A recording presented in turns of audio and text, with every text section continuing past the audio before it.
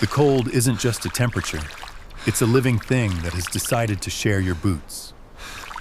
You stand in 2 feet of gray, putrid water that smells of copper, rot, and the sour breath of 1,000 men who haven't washed in a month. Above the rim of the sandbags, the world is a jagged, screaming void. But down here, in the mud, you are just a piece of meat waiting for the clock to strike 0. You used to have a name, a trade, and a girl who promised to wait. But the moment you stepped off the cattle truck at the railhead, those things became ghosts. Now you are service number 4412, a biological asset of the British Expeditionary Force. Your world has shrunk to a trench 6 feet deep and 3 feet wide, a dirt scar carved into the face of France. You aren't fighting for king and country anymore. You are fighting the mud that tries to swallow your boots and the lice that turn your skin into a battlefield of red, itchy welts. The morning ritual is always the same. Stand to. You climb onto the fire step, your Lee Enfield rifle cold enough to peel the skin off your palms, and stare into the gray mist of no man's land. You are looking for movement, for the glint of a German bayonet. But all you see are the shattered stumps of trees that look like skeletal fingers reaching out of the earth. The silence is the worst part. It's heavy, pressing against your eardrums until you want to scream just to break it. Then, the first shell of the morning arrives. A distant thump, a growing whistle, and a roar that feels like the sky is being torn in half. You press your face into the wet clay, tasting the grit, and pray that the math of the artillery officer 3 miles away doesn't include your specific coordinate. The ground beneath you shudders, and a spray of dirt rains down on your neck. You survive, for now. But as you wipe the muck from your eyes, you notice the water at your feet is turning a dark, thick crimson, and it's flowing from the section of the trench that was just there a second ago. The sergeant's whistle cuts through the ringing in your ears like a jagged blade. It's time for the work detail. You scramble out of the muck of the collapsed trench section, leaving behind the 2 men who were just buried alive under 5 tons of wet earth. There is no time to dig them out. In this world, the dead are just structural reinforcements. Your hands are raw, the skin peeling away in wet strips, but you grab the shovel anyway. Your new reality is defined by the sapping ritual. You are moving deeper into the belly of the beast, extending the communication trenches toward the frontmost line.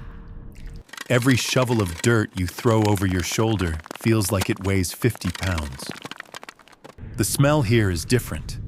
It's the scent of old death. As your spade bites into the wall, it hits something that isn't rock or root. It's soft, then resistant. You pull back, and a human ribcage, bleached a sickly yellow, spills out of the dirt wall. You don't recoil. You don't vomit. You simply push the bones back into the mud with your boot and keep digging. To feel anything is to invite the madness in, and there isn't enough room in this trench for both of you. By midday, the sun is a pale, mocking eye behind a veil of cordite smoke. You are given your ration, a hard-tack biscuit and a tin of bully beef that looks like congealed grief. You eat it with fingers stained black by grease and soil, watching a rat the size of a small cat drag a piece of blood-soaked bandage into a hole. You've named the rat Kaiser. He's the only one winning this war. He's well-fed, and he doesn't have to worry about the snipers. The snipers are the shadows that live in the gaps. You learn the trench crouch within 48 hours. If your head rises 2 inches above the parapet, a high-velocity Mauser round will unzip your skull before you even hear the report. You see it happen to a boy named Miller, a recruit who arrived with you. He stood up just to stretch his aching back. There was a sound like a dry branch snapping, and Miller sat down heavily, his eyes wide and vacant. A neat third eye opened perfectly in the center of his forehead. You watched the light leave him while his tea was still steaming in his tin cup. Now the sun begins to dip, and the night shift begins. This is when the real terror breathes. You are assigned to a wiring party. Your task: crawl out into no man's land and repair the barbed wire entanglements. You move through a gap in the sandbags, sliding onto your belly like a reptile. The ground is a lunar nightmare of shell craters filled with green, stagnant water. You crawl past a horse that has been dead for 3 weeks, its belly bloated and humming with flies. The wire is cold and vicious. It tears at your tunic, snagging your skin as you try to hammer in the silent screw picket stakes. Every muscle in your body is screaming for you to run, but you move in slow motion, frozen by the fear of noise. To your left, a flare suddenly hisses into the sky, erupting in a blinding magnesium white. The world turns into a high-contrast photograph. You freeze, pressed into the side of a rotting corpse, trying to pretend you are part of the landscape. Your heart is hammering against your ribs so hard you're sure the Germans can hear it from their bunkers 50 yards away. The flare drifts slowly on its parachute, casting long, dancing shadows that make the dead men around you look like they are standing up. You hold your breath until your lungs burn. The flare dies. Darkness rushes back in. You exhale, a jagged, silent sob, but then you hear it. A metallic clink from the darkness just 10 feet in front of you. It's not one of your men. You realize with a jolt of ice in your gut that you aren't the only wiring party out here tonight. Something moves in the shadows, and you see the distinct, coal scuttle shape of a German Stahlhelm rising from a crater. The German doesn't see you yet. He is struggling with a roll of wire, his breathing heavy and ragged, sounding exactly like yours. For a heartbeat, the war vanishes. It's just 2 men in a hole surrounded by the stench of the dead. But then, his head turns. Even in the pitch black, you feel his gaze lock onto yours. You see the faint glint of his eyes. You don't think. You don't scream. You lung forward, the mud sucking at your knees as you tackle him into the shallow crater. This isn't the glorious bayonet charge you saw in the recruitment posters. It's a pathetic, desperate scramble in the filth. Your hands find his throat, but his are already clawing at your face, smelling of tobacco and stale rye bread. You are rolling over the ribcage of someone who died months ago, the bones snapping like dry kindling beneath your combined weight. He is stronger than you, but you have the weight of your terror. You find a heavy, jagged piece of a shattered shell casing in the muck. You swing it blindly. Once. Twice. The resistance in his body goes limp. The splashing stops. You sit there in the crater for a long time, gasping for air that tastes like iron and sulfur. Your hands are shaking so violently you can't pick up your wire cutters.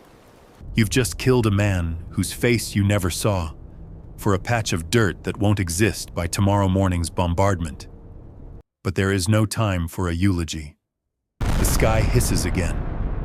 Another flare. You flatten yourself against the cooling body of the German, using him as a shield against the light. When the darkness returns, you scramble back toward your own lines, tearing your tunic and your skin on the very wire you were sent to fix. Back in the safety of the trench, if you can call a wet grave safe, there is no hero's welcome.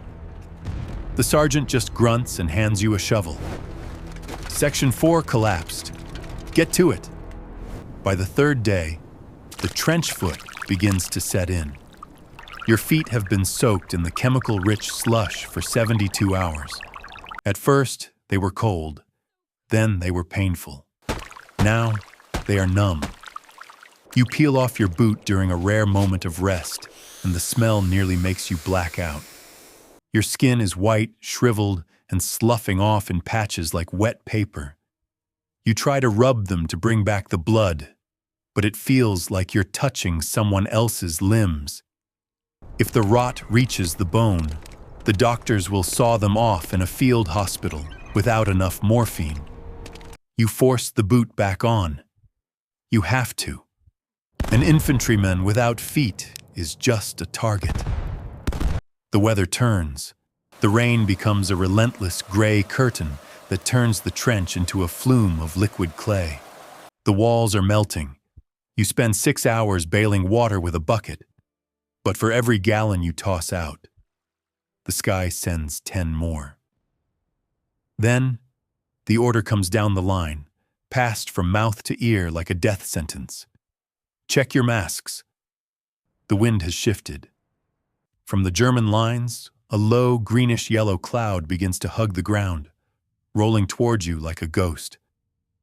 It looks beautiful in a sickly way, shimmering under the morning light. Then you hear the frantic clanging of the gas alarm, a man beating a shell casing with a metal rod. Clang, clang, clang. You fumble for your small box respirator. Your fingers are numb, stiff from the cold and the work. The bag is jammed. You tug at the rubber mask, your heart hammering a frantic rhythm against your teeth. The cloud is 30 yards away, 20. You can see the grass ahead of the trench turning a scorched, oily brown as the chlorine hits it. You pull the mask over your face, the rubber sucking against your skin, and breathe in the stale, rubbery air of the filter.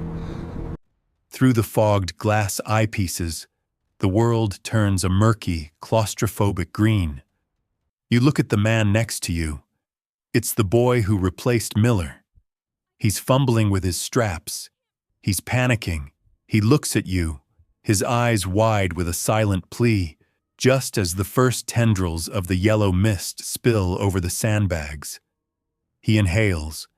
He falls to his knees instantly, clutching his throat, his body racking with coughs that sound like he's trying to spit up his own lungs.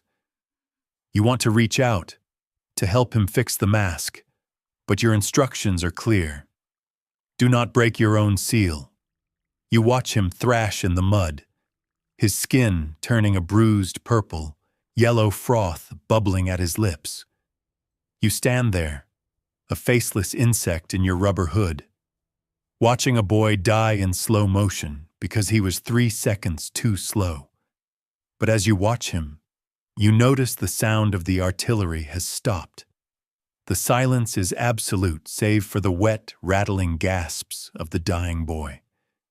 Then, through the green tint of your goggles, you see them. Shadows. Dozens of them.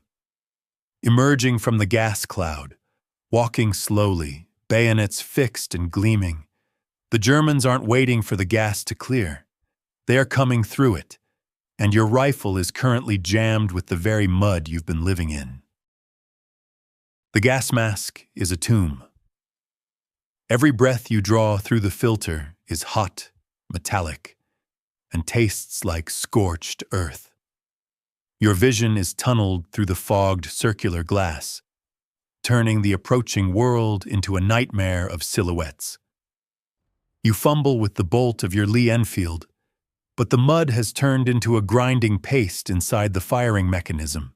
It won't budge. You look to your left. The boy who was coughing up his lungs is still now, his face buried in the rising green tide at the bottom of the trench. To your right, the corporal is trying to fix his bayonet, his hands shaking so violently the steel clatters against the muzzle. The first German reaches the lip of the parapet. He looks like a monster from another world, a gray-clad demon wearing the same bug-eyed rubber mask you are. He doesn't fire. He doesn't have to. He leaps down into the mud, the weight of his boots hitting the slush with a sickening splash. He swings a trench club, a crude wooden mace studded with rusted iron bolts. You duck, the club whistling over your head and slamming into a wooden support timber with enough force to shatter the wood. You don't have a weapon. You have a shovel. You grab the handle from the mud, the wood slick with grime, and swing it with every ounce of terror-fueled adrenaline in your veins. The edge of the spade catches the German under the chin of his mask. There's a muffled grunt and a spray of dark fluid that coats your goggles. He falls back, but more are coming.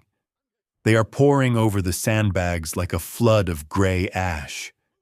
The trench is no longer a defensive position. It's an abattoir. The fighting is silent, save for the thud of flesh on mud and the rhythmic rasping breath of 50 men breathing through filters. You find yourself in a frantic, claustrophobic melee. There is no room for marksmanship. You use your knees, your elbows, the heavy butt of your rifle.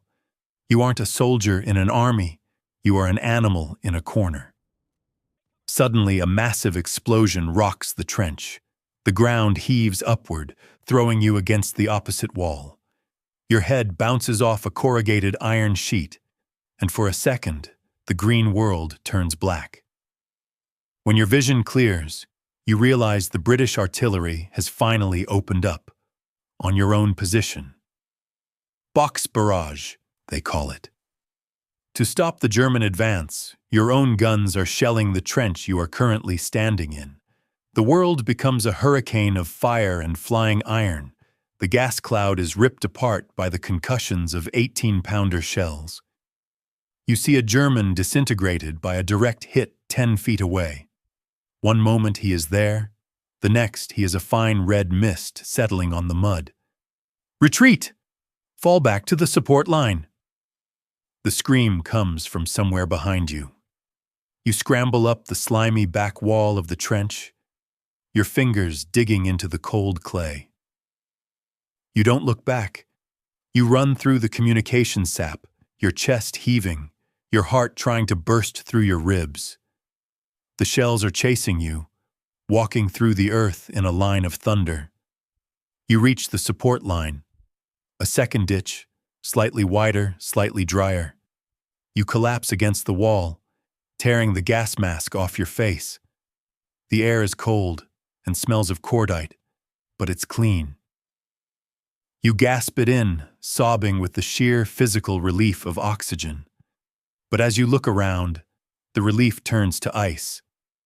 There are only 12 of you left from a company of over 100. The sergeant is gone.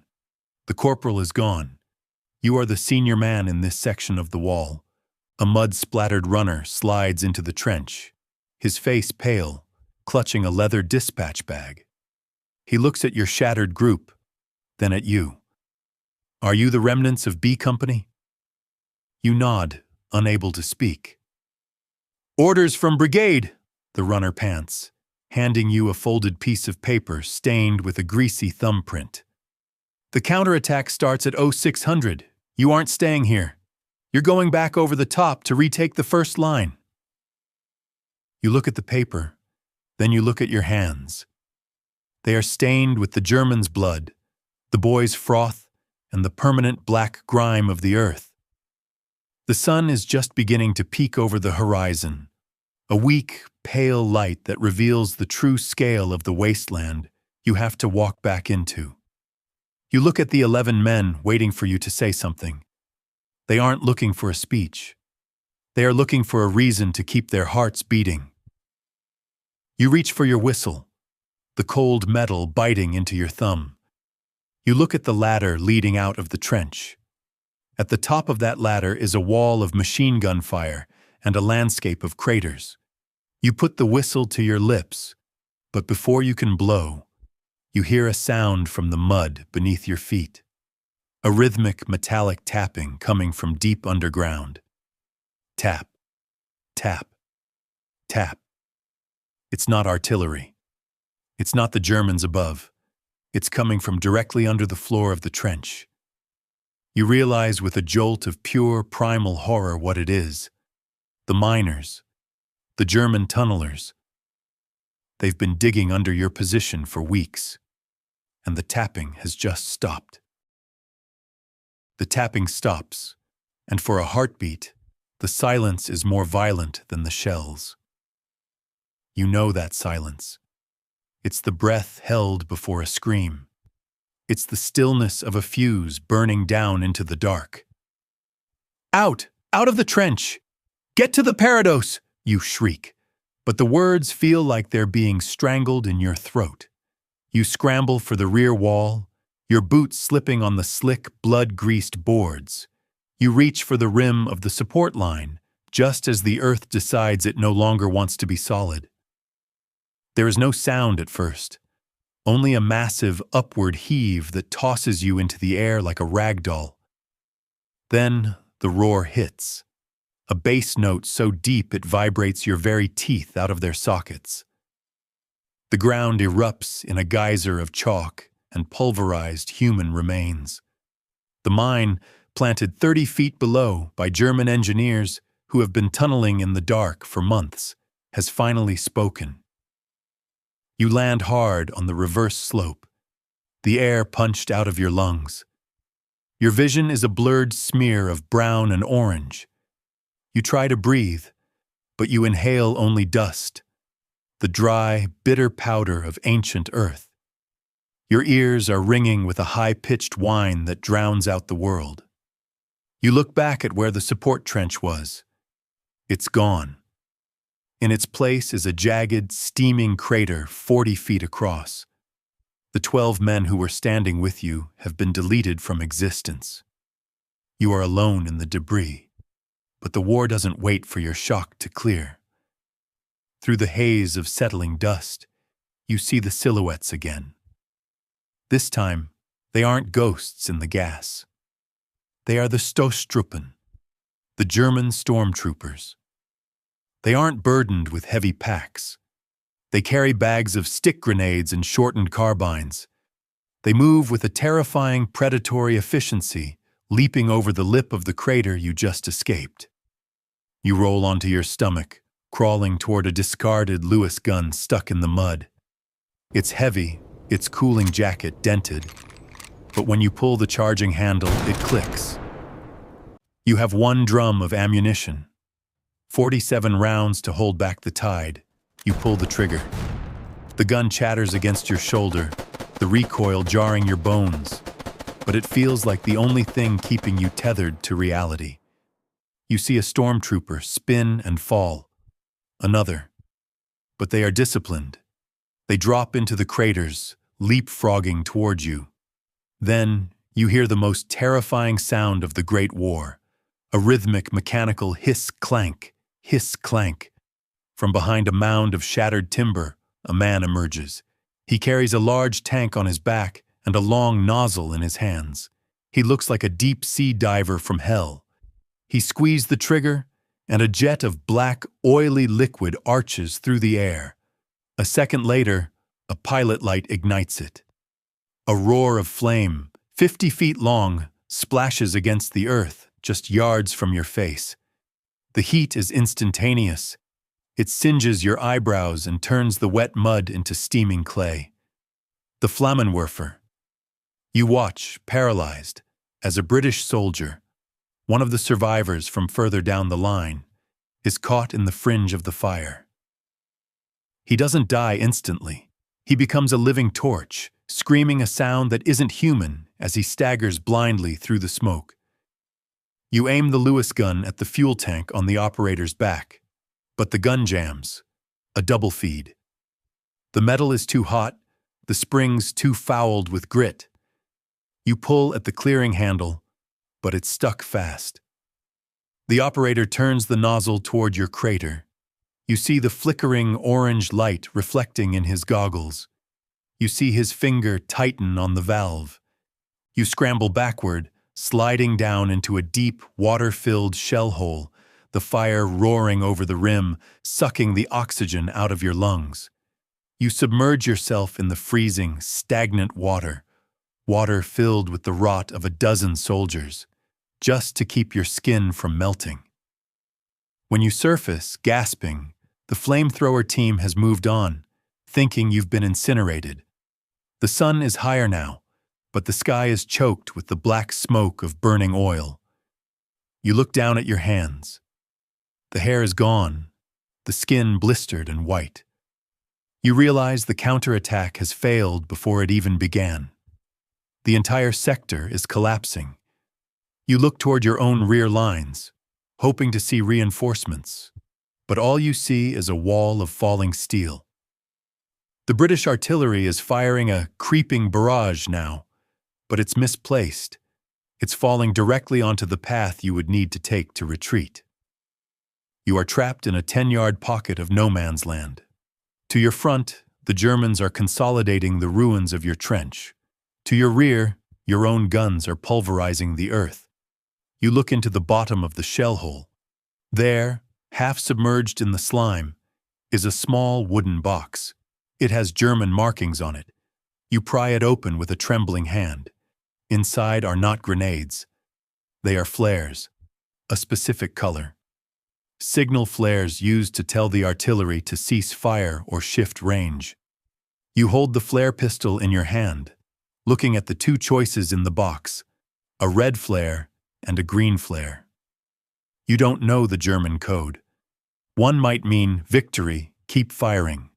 The other might mean cease fire, we are here. The sound of boots splashes at the edge of your crater.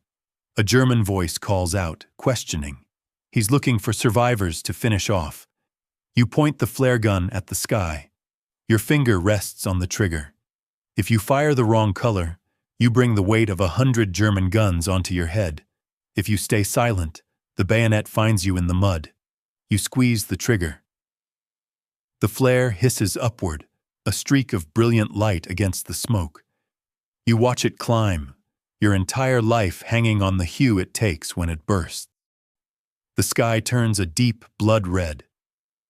A mile away, a German battery commander sees the signal. He smiles.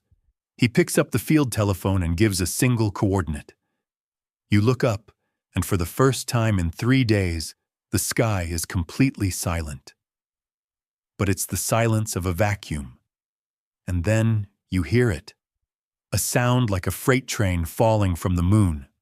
Not a single shell. A drumfire. The first impact doesn't just hit the ground, it hits the world. The world doesn't just explode, it ceases to exist. The German drumfire is a physical wall of iron and heat that moves across the landscape like a giant scythe. You are at the bottom of the shell hole, pressed into the foul, freezing water. But the pressure of the concussions feels like invisible hands trying to crush your ribcage. Each shell impact is a rhythmic hammer blow, thump, crack, happening 10 times a second.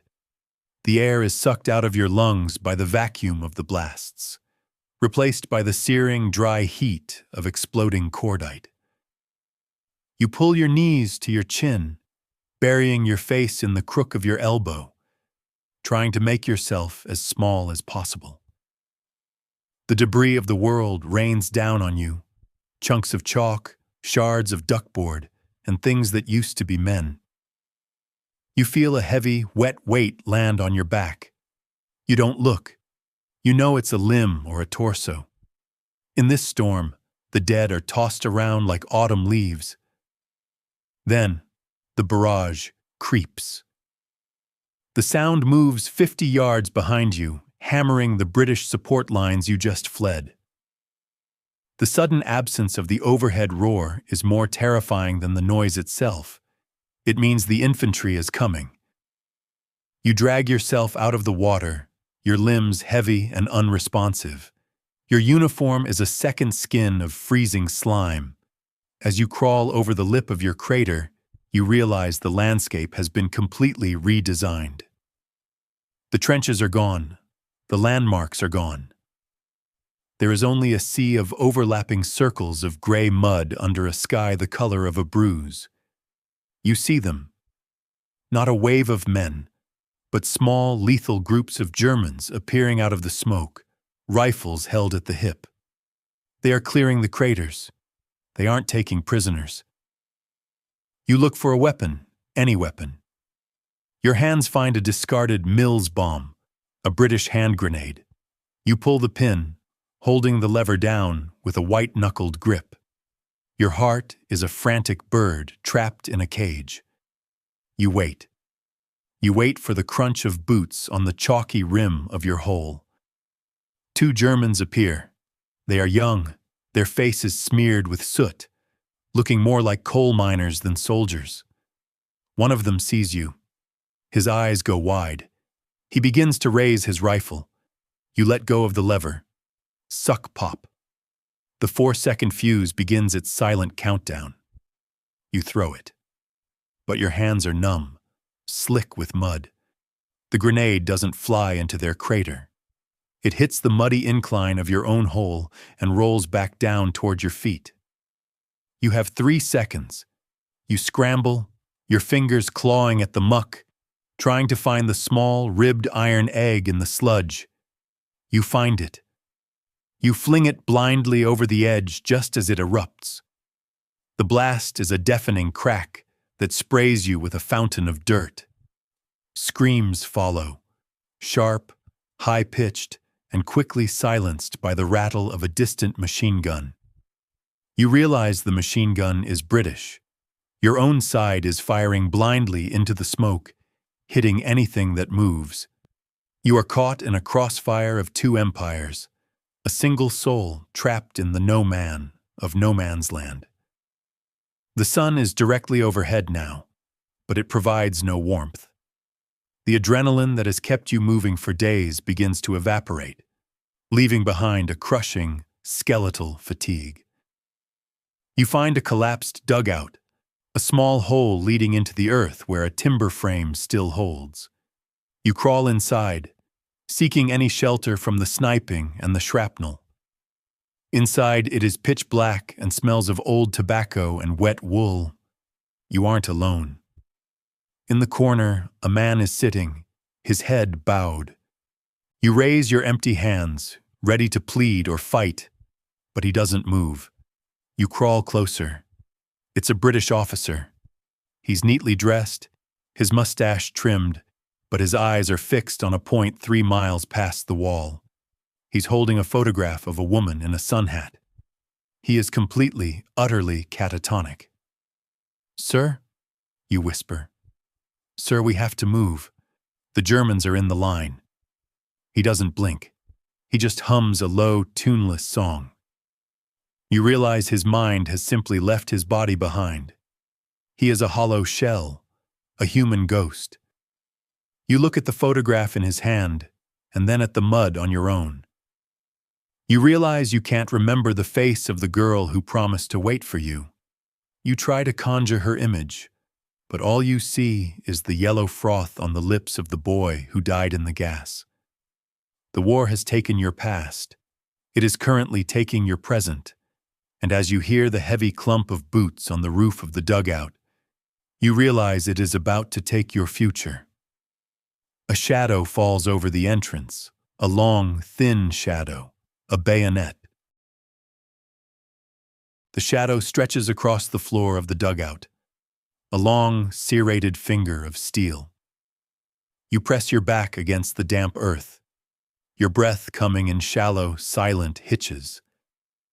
The officer beside you is still humming, a soft, rhythmic drone that sounds like a death knell in the cramped space.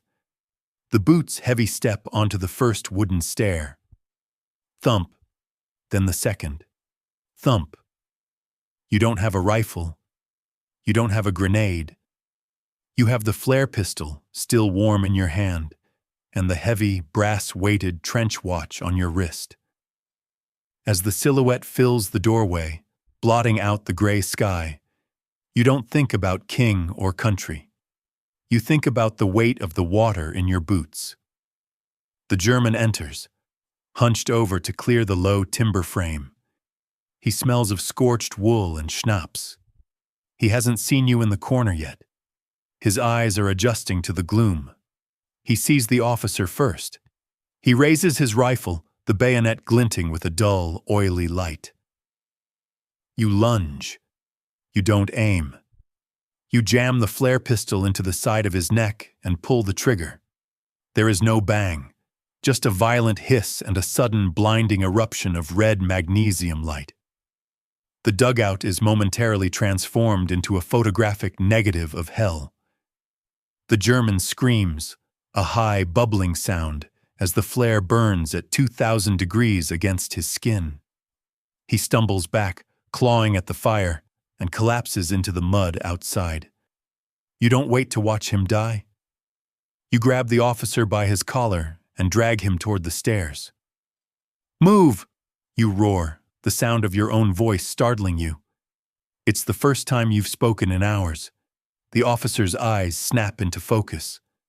The humming stops. He looks at you, then at the burning man in the mud, and something in him breaks or heals. You can't tell which. He grabs his Webley revolver from the dirt and starts climbing.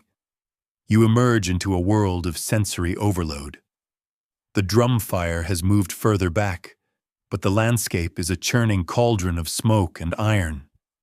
You aren't in a trench anymore. You are in a graveyard of craters. To your left, a group of your men is rallying around a downed tree, their Lewis guns spitting lead into the mist. To your right, a German flame team is working its way through the ruins of a medical dugout. "To the tree!" the officer shouts, his voice cracking. You run. Every step is a gamble with physics. The mud tries to hold your boots. The shrapnel tries to find your heart. You dive behind the shattered trunk of the tree just as a burst of machine gun fire shreds the bark above your head. "Ammo!" a private screams, his face a mask of blood and dirt. "We're out of drums!" You look at the Lewis gun. It's the only thing keeping the gray wave from washing over this small island of survival. You look back at the dugout you just left. There was a crate there, a green crate with the BEF stamp. "I'll go," you hear yourself say. You don't know why you said it. You just know that sitting still feels like dying. You roll over the log and sprint back into the open. The world becomes a series of snapshots, a shell hole filled with red water, a discarded helmet, the smell of ozone, the whistle of a whiz-bang, passing so close you feel the heat. You reach the dugout entrance, grab the heavy ammunition crate, and heave it onto your shoulder. The weight is agonizing. Your blistered hands scream as the wood bites into your raw skin. You turn to run back, but the ground in front of you erupts. A mortar round. The blast throws you backward. You hit the ground hard, the ammo crate pinning your chest. You try to move, but your legs won't respond. You look down, fearing the worst, but they're just pinned under a fallen timber. You are lying flat on your back, staring up at the sky. For a second, the smoke clears. You see a patch of blue. It's beautiful. It's indifferent. Then, a face appears above you. It's not a German. It's not a Brit. It's a man in a black tunic with no insignia. His face covered in a layer of soot so thick he looks like a statue. He's holding a long, wooden-handled grenade, a potato masher. He looks at you. He looks at the ammo crate on your chest. He doesn't look angry. He looks tired. He looks exactly how you feel. He reaches for the pull string at the bottom of the grenade. You close your eyes, waiting for the end of the simulation. You wait for the darkness to finally take the weight of the war off your shoulders. But the explosion doesn't come. Instead, you hear a distant, low-frequency vibration, a rumble that isn't artillery. It's deeper, it's mechanical. The ground begins to shake with a rhythmic, heavy thudding that makes the water in the nearby craters dance. The German looks toward the British lines, his face twisting in a new kind of terror. He drops the grenade, unlit, and runs. You drag yourself from under the timber, gasping, and look toward the horizon. Through the smoke, a massive rhomboid shape emerges. It's a wall of riveted steel, clanking and groaning, its tracks churning the mud into a froth. It looks like a prehistoric beast made of iron. The tank. It's the first time you've seen one. It moves with a slow, unstoppable malice, its side guns spitting continuous flame. The Germans are fleeing before it, their bullets bouncing harmlessly off its skin. You realize this is it, the breakthrough, the moment the system shifts. You grab a handful of the ammo belts from the broken crate and start to crawl toward the iron beast, hoping its shadow will offer the protection the earth no longer can. But as you get closer, you see the tank's side door swing open. A man covered in oil and blood staggers out, coughing. He looks at you and screams something you can't hear over the roar of the engines. He points frantically toward the rear of the machine. You look back. Following in the tank's massive tread marks isn't an army of reinforcements. It's a single black-clad squad of soldiers you don't recognize. They aren't wearing British or German uniforms. They are moving with a terrifying, synchronized grace, and they are carrying weapons that look decades ahead of the iron rifles in the mud. You realize, with a cold sinking in your chest, that the war you were fighting just ended, and a different, much darker one has just arrived in its place. The tank's exhaust fumes are a thick, choking cloud of oil and iron that fills the crater. But you don't care. You crawl into its massive, churning wake, the mud beneath you shivering with the weight of 40 tons of steel. The man who staggered out of the side door is gone, vanished into the smoke, leaving you alone behind the clanking metal wall. The soldiers following the tank are not like any men you've seen in 3 years of war. They wear long, charcoal gray coats that look almost like leather, and their faces are hidden behind sleek, high-set gas masks that look like the snouts of insects. They don't run. They move in a rhythmic, predatory crouch, their weapons tucked tight into their shoulders. These are the cleanup crews, the specialized units sent to finish what the artillery started. You try to stand, to signal them that you are one of theirs, but your legs are needles of fire. You realize the tank isn't stopping.